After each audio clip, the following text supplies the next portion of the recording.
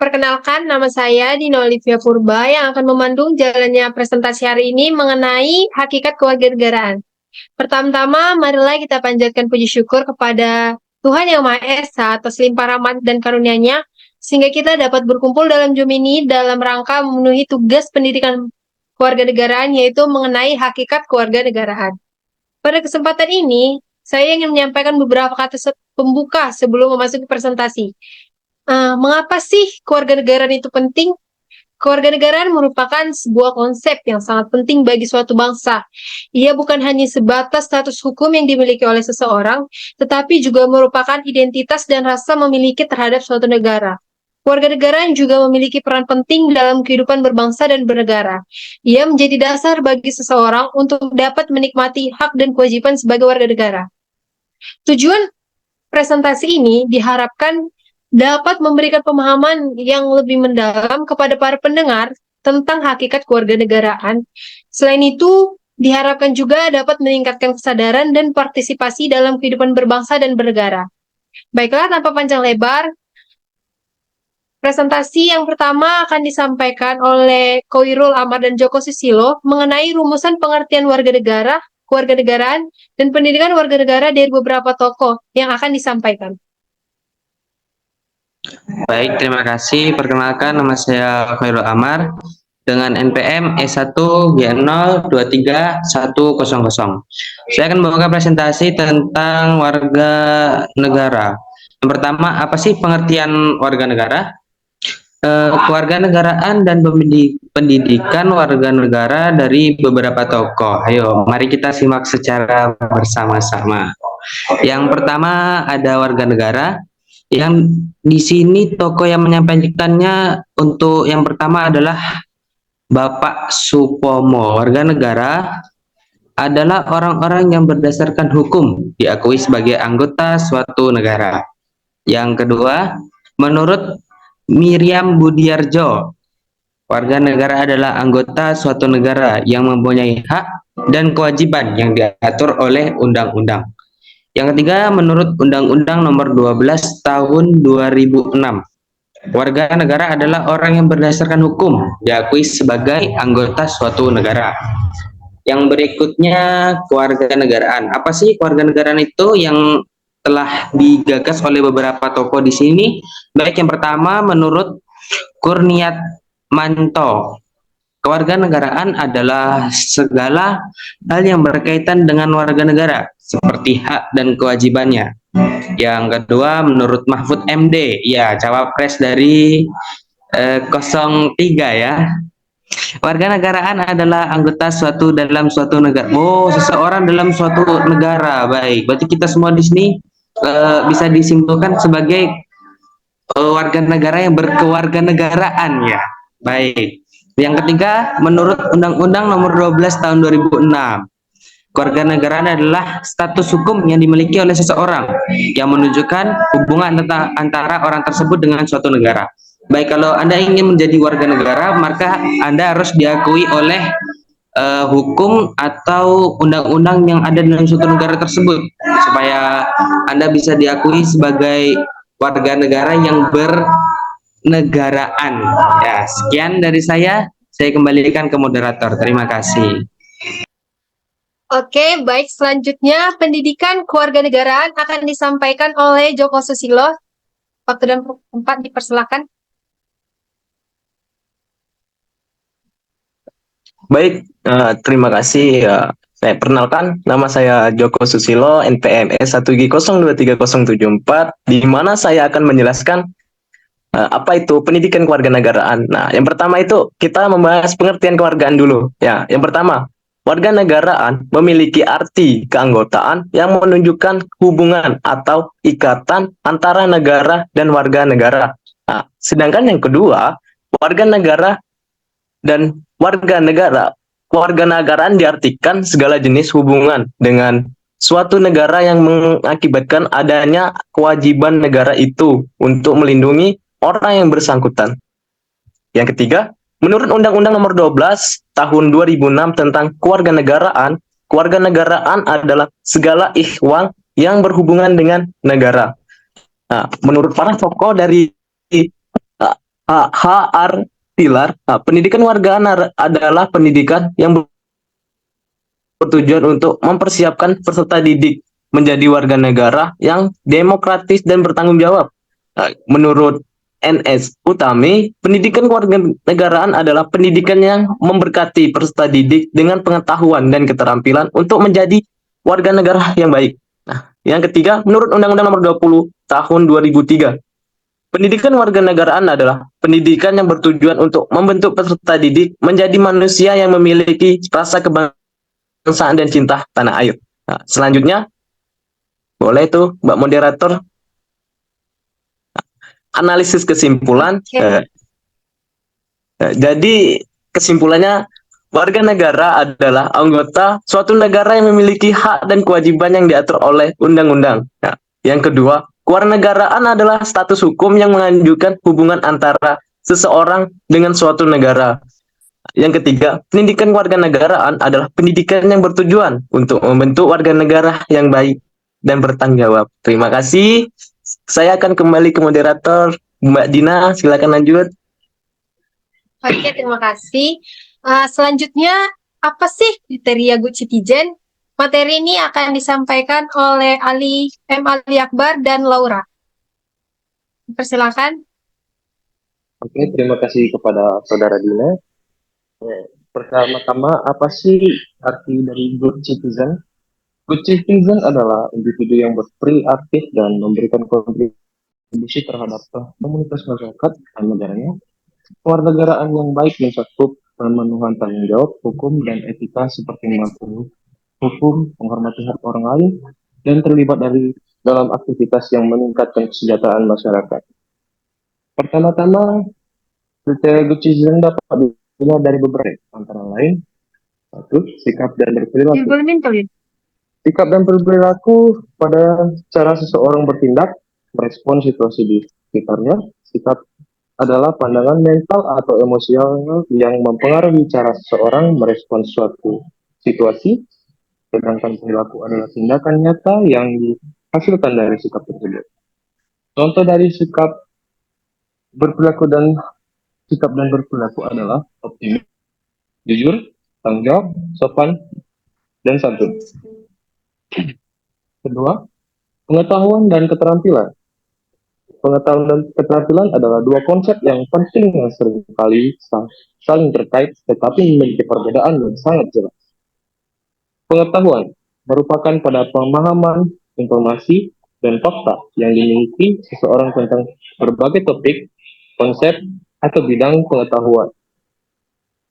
Pengetahuan dapat diperoleh melalui belajar, pengalaman, dan pengamatan. Sedangkan keterampilan merupakan kemampuan atau keahlian yang dimiliki seseorang untuk melakukan tugas atau aktivitas dengan efektif. Ketiga, sikap nasionalisme dan patriotisme. Patriotisme merupakan rasa cinta, loyalitas, dan dedikasi terhadap negaranya.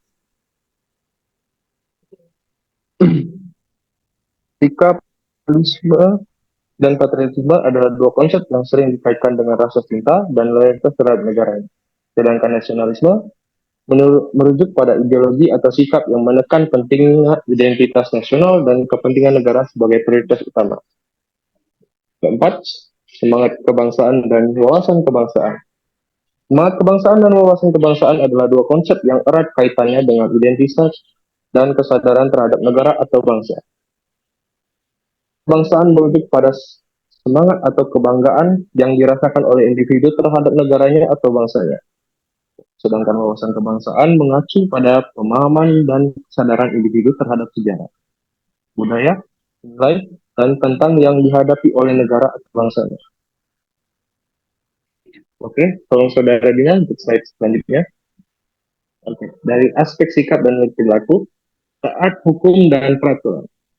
Contoh dari dan peraturan dapat mencakup berbagai situasi di berbagai bidang kehidupan, mulai dari kepatuhan terhadap peraturan lalu lintas, hingga kepatuhan terhadap peraturan di tempat kerja. Kedua, menghargai hak dan kewajiban. Menghargai hak dan kewajiban juga termasuk dari aspek penting dari sikap dan berperilaku, karena negara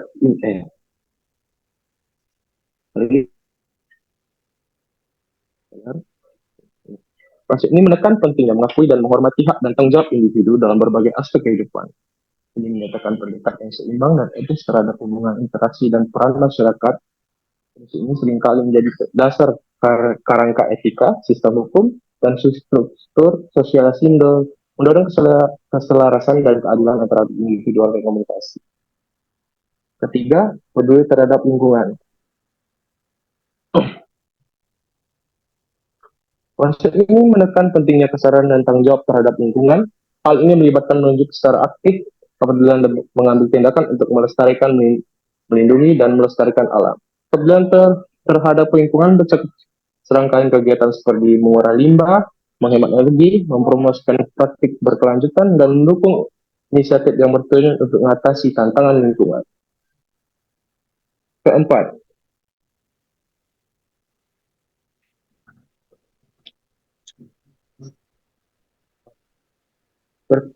berpartisipasi aktif dalam kehidupan bermasyarakat.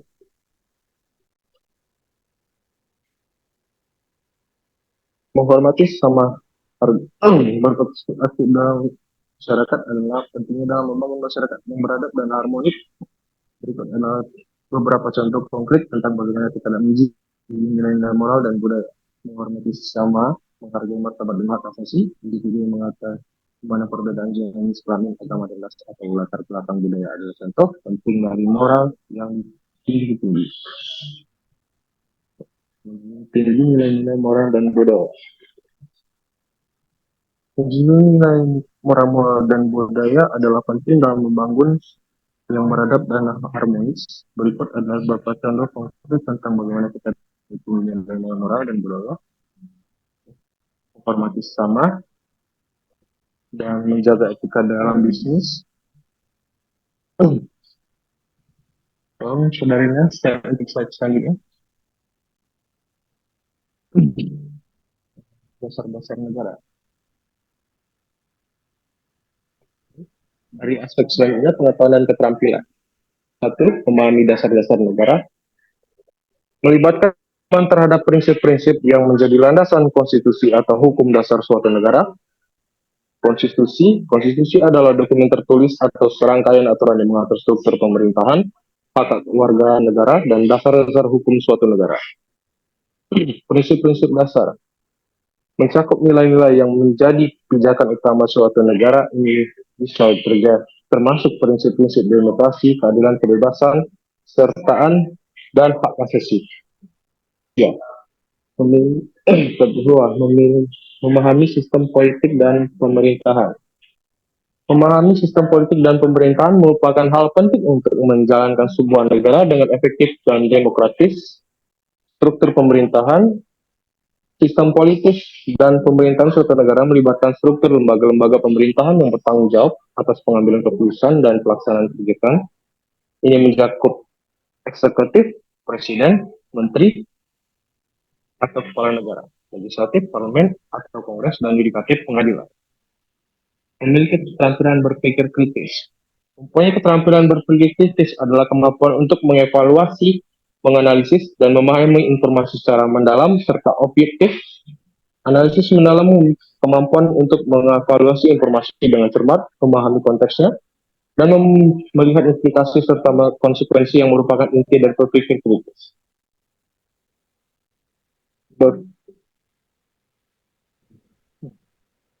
Memiliki kemampuan berkomunikasi dengan baik. Memiliki kemampuan berkomunikasi dengan baik, bahkan keterampilan membicarakan masalah atau mampu mengidentifikasi, menganalisis masalah dengan efektif dan efisien. Memiliki keterampilan. Berarti sudah mengembangkan masyarakat ada suatu sikap tentang tindakan yang melibatkan individu secara langsung dan kegiatan dan isu-isu yang mempengaruhi komunitas tempat mereka tinggal. Demokrasi yang sehat berarti bisa sehat dalam sebuah sistem pemerintahan baik. Warga negara adalah kunci untuk menjaga memperkuat prinsip-prinsip demokrasi. kelima, memiliki keterampilan memecahkan masalah.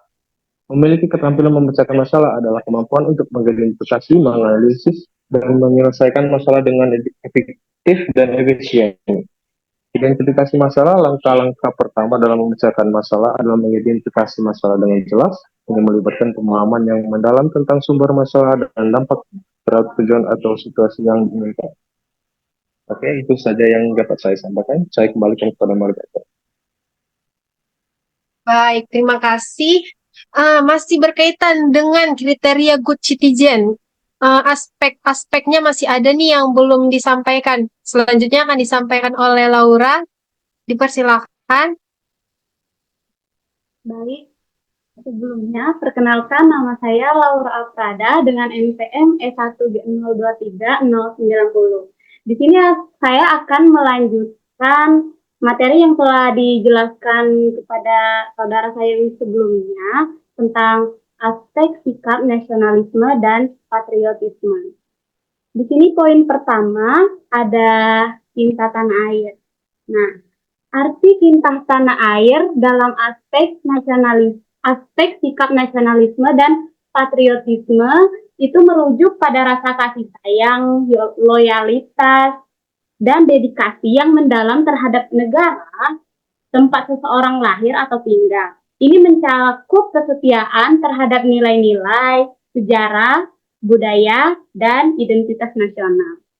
Oke, yang kedua, itu ada rela berkorban untuk negara. Rela berkorban untuk negara dalam aspek sikap nasionalisme dan patriotisme itu mengacu pada kemauan seseorang untuk mengorbankan kepentingan pribadi atau bahkan nyawa mereka sendiri demi kepentingan dan keberlangsungan negara. Ini mencakup pengorbanan dalam bentuk seperti pelayanan militer, pengabdian dalam pelayanan publik, atau pengorbanan lainnya yang bertujuan untuk melindungi, mempertahankan, dan memajukan kepentingan nasional. Yang ketiga, itu ada persatuan dan kesatuan bangsa. Arti menjaga persatuan dan kesatuan bangsa dalam aspek sikap nasionalisme dan patriotisme itu juga mengacu pada upaya bersama untuk memelihara solidaritas, harmoni, dan integrasi antara berbagai kelompok etnis, budaya, agama, dan sosial dalam satu negara. Hal ini melibatkan pengakuan terhadap keberagaman sebagai kekayaan serta kesadaran akan pentingnya persatuan untuk mencapai tujuan bersama dan membangun masa depan yang lebih baik. Yang keempat itu ada menghargai pahlawan bangsa dalam aspek sikap nasionalisme dan patriotisme. Oke, melibatkan penghormatan, penghargaan, dan pengakuan terhadap individu atau kelompok yang telah melakukan pengorbanan besar, itu termasuk juga dalam menghargai pahlawan bangsa dalam aspek sikap nasionalisme dan patriotisme loh. Nah, pahlawan bangsa ini bisa berasal dari berbagai latar belakang seperti militer, politik nasional, budaya, atau bidang lainnya, dan mereka dianggap sebagai teladan atau inspirasi bagi generasi-generasi berikutnya. Oke, next, moderator, tolong. Oke, dan materi yang selanjutnya itu ada aspek semangat kebangsaan dan wawasan kebangsaan. Poin pertama itu ada memiliki rasa nasionalisme yang tinggi.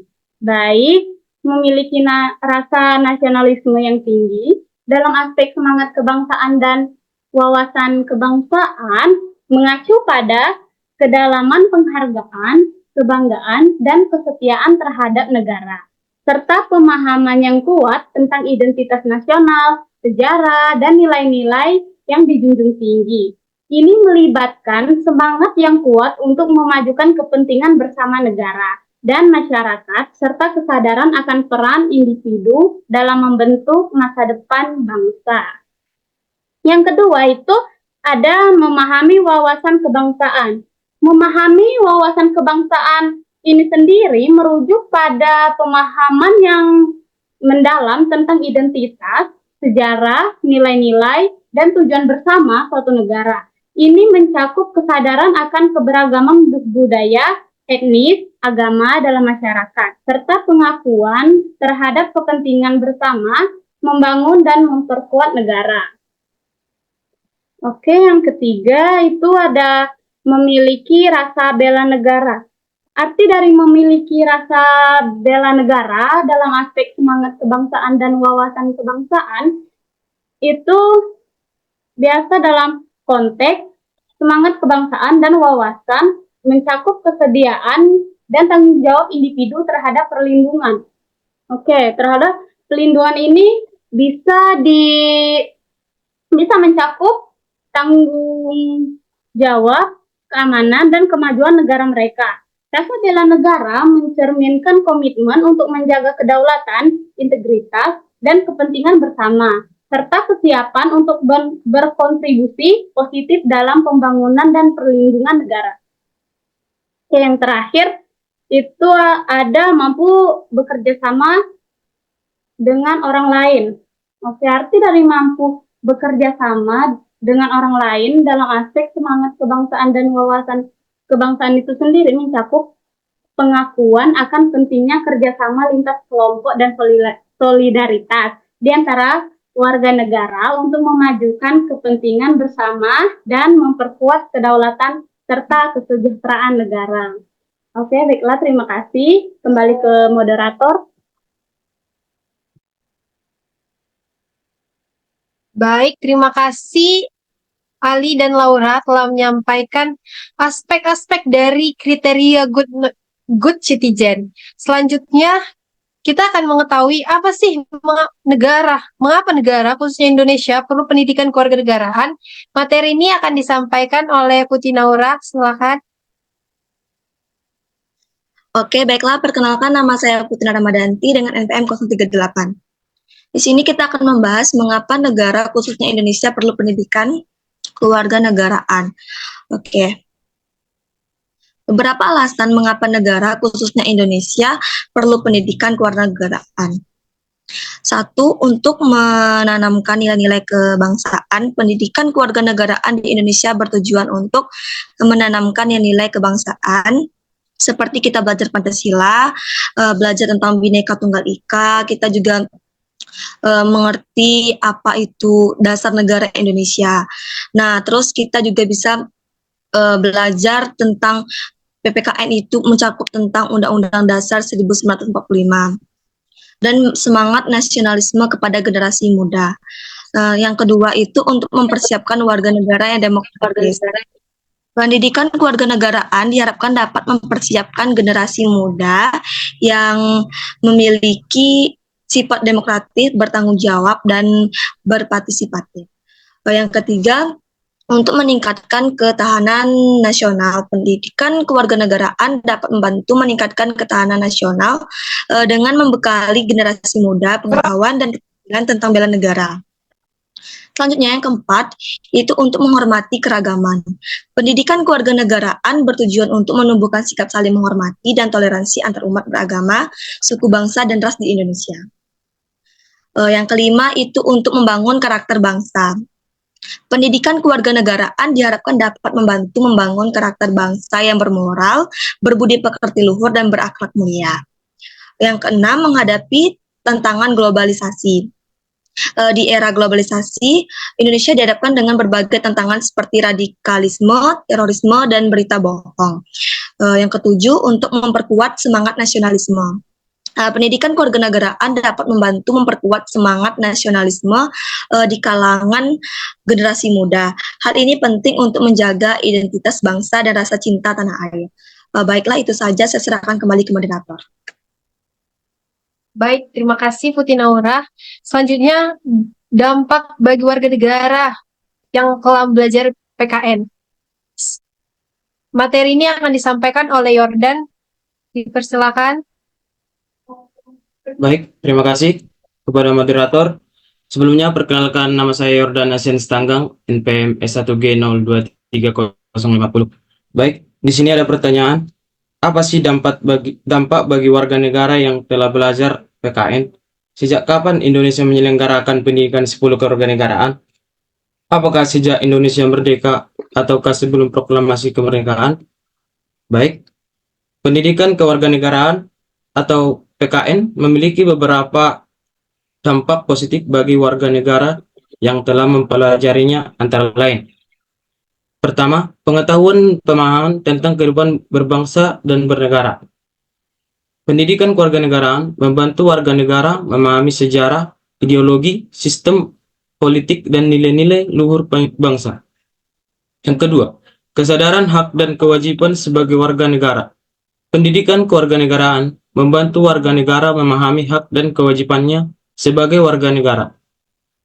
Yang ketiga, kemampuan berpikir kritis dan bertindak demokratis.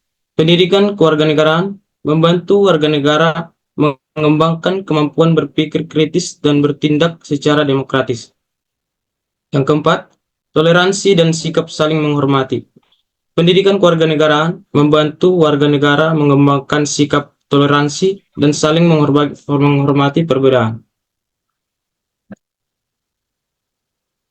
Sejarah pendidikan kewarganegaraan. Pendidikan kewarganegaraan di Indonesia telah ada sejak sebelum kemerdekaan. Pada masa penjajahan Belanda, pendidikan kewarganegaraan diajarkan melalui mata pelajaran sejarah Hindia Belanda dan kewarganegaraan Belanda.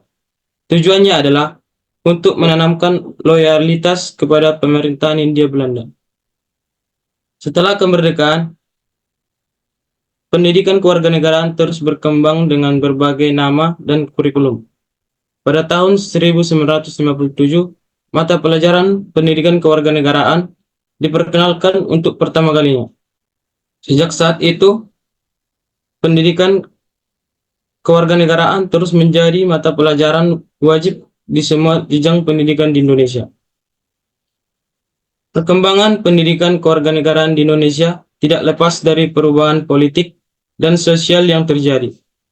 Pada masa Orde Baru, pendidikan kewarganegaraan digunakan untuk menanamkan ideologi Pancasila dan asas tunggal negara. Pada masa reformasi, pendidikan kewarganegaraan diarahkan untuk membangun masyarakat yang demokratis dan pluralis. Saat ini, pendidikan kewarganegaraan terus diperbaharui dan disesuaikan dengan perkembangan zaman. Tujuannya adalah untuk menghasilkan warga negara yang cerdas, kritis, dan bertanggung jawab. Kesimpulannya dapat kita ambil, pendidikan kewarganegaraan memiliki peran penting dalam membangun karakter dan wawasan kebangsaan bagi warga negara Indonesia. Pendidikan kewarganegaraan telah ada sejak sebelum kemerdekaan dan terus berkembang hingga saat ini. Baik, terima kasih. Saya kembalikan ke moderator. Baik, terima kasih atas materi yang telah disampaikan. Selanjutnya materi mengenai bagaimana sih upaya para pendiri negara dan pemimpin negara membentuk semangat kebangsaan dan cinta tanah air yang disampaikan oleh saya sendiri. Nah, para pendiri negara dan pemimpin Indonesia telah melakukan berbagai upaya sepanjang sejarah untuk membentuk semangat kebangsaan dan cinta tanah air bagi rakyatnya. Di sebelah kanan ini ada beberapa di antaranya, yaitu yang pertama ada masa awal kemerdekaan pada tahun 1945 sampai 1959, yang kedua ada masa pembangunan pada tahun 1959 sampai 1980, yang ketiga ada masa reformasi dari 1998 sampai sekarang. Masa awal kemerdekaan ini ada terbagi dari beberapa poin. Yang pertama, menciptakan simbol-simbol nasional. Bendera merah putih, lagu Indonesia Raya, dan lambang negara, Garuda Pancasila diresmikan sebagai simbol pemersatu bangsa. Yang kedua ada menyusun ideologi negara. Pancasila ditetapkan sebagai dasar negara yang mengedepankan kesatuan dan persatuan meskipun diwarnai dengan perbedaan suku, agama, dan budaya. Yang ketiga, mempromosikan sejarah dan budaya bersama. Kisah perjuangan kemerdekaan dan budaya daerah diangkat melalui pendidikan, media, dan acara kebudayaan untuk memperkuat identitas nasional. Yang keempat, membangun infrastruktur dan sistem pemerintahan. Ini dimaksud pembentukan pemerintahan pusat dan daerah yang kuat, serta membangun infrastruktur seperti jalan dan komunikasi bertujuan untuk memperkokoh rasa persatuan dan mempermudah mobilisasi nasional. Nah, selanjutnya masa pembangunan pada tahun 1959 sampai 1980-an. Yang pertama itu fokus pada pembangunan ekonomi. Kemajuan ekonomi diharapkan meningkatkan kesejahteraan rakyat dan mengurangi kesenjangan sosial, sehingga memperkuat rasa solidaritas, kebanggaan. Yang kedua, ada penanaman ideologi Pancasila. Pendidikan Pancasila diwajibkan di sekolah untuk menanamkan nilai-nilai Pancasila sejak dini. Yang ketiga, ada kampanye cinta tanah air. Melalui berbagai media, pemerintah secara aktif mengkampanyekan pentingnya cinta tanah air dan semangat nasionalisme yang pernah terjadi pada sebelum-sebelumnya. Yang keempat, ada peningkatan ketahanan nasional. Program bela negara digalakkan untuk memperkuat kesadaran masyarakat terhadap keamanan dan pertahanan negara. Selanjutnya, masa reformasi pada tahun 1998 sampai sekarang, tahun 2024. Yang pertama ada desentralisasi pemerintah. Contohnya seperti pemberian otonomi kepada daerah diharapkan meningkatkan partisipasi masyarakat dalam pembangunan dan memperkuat rasa memiliki terhadap daerahnya yang pada akhirnya berkontribusi pada rasa kebangsaan yang lebih luas. Yang kedua ada penguatan masyarakat sipil. Kebebasan berpendapat dan berserikat dijamin untuk mendorong partisipasi masyarakat dalam proses demokrasi dan pembangunan nasional. Yang ketiga ada dialog antar budaya. Seperti upaya untuk memahami dan menghargai perbedaan antar budaya ditingkatkan untuk memperkuat persatuan dan keragaman. Yang keempat ada pemanfaatan teknologi. Teknologi informasi dan komunikasi dimanfaatkan untuk menyebarkan informasi tentang sejarah, budaya, dan nilai-nilai kebangsaan kepada masyarakat luas. Penting untuk dipahami, peran pemimpin sangat penting dalam memberikan teladan dan motivasi kepada rakyat. Pemimpin yang nasionalis, jujur, dan berintegritas dapat menjadi inspirasi bagi masyarakat untuk membangun rasa cinta tanah air dan semangat kebangsaan. Yang kedua, penting untuk dicatat, upaya-upaya di atas tidak selalu berjalan mulus dan menghadapi berbagai tantangan. Namun, secara keseluruhan, usaha para pendiri negara dan pemimpin Indonesia dalam membangun semangat kebangsaan dan cinta tanah air patut diapresiasi dan turut dilanjutkan dengan menyesuaikan diri dengan perkembangan zaman. Semoga apa yang telah disampaikan dapat memberikan manfaat bagi kita semua. Sebagai penutup, saya ingin menyampaikan beberapa poin penting dari presentasi pada hari ini. Yang pertama adalah, kewarganegaraan bukan hanya sebatas status hukum, tetapi juga identitas dan rasa memiliki terhadap suatu negara. Yang kedua, warga negara memiliki hak dan kewajiban yang harus dihormati dan dijalankan. Yang ketiga, partisipasi aktif warga negara sangat penting dalam mewujudkan pembangunan bangsa. Yang keempat, masih banyak tantangan yang harus dihadapi dalam mewujudkan kewarganegaraan yang ideal. Marilah kita bersama-sama meningkatkan kesadaran dan partisipasi kita sebagai warga negara untuk mewujudkan Indonesia yang maju dan sejahtera. Demikian penutup presentasi dari saya. Terima kasih atas waktu dan perhatiannya.